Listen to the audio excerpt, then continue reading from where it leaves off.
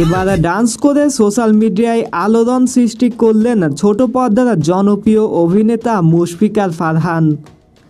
দীর্ঘদিন ধরে নতুন নাটকের আগ্রহে বসে থাকা ভক্তরা ফারহানের এমন কর্মকাণ্ড দেখে তো রীতিমতো অবাক।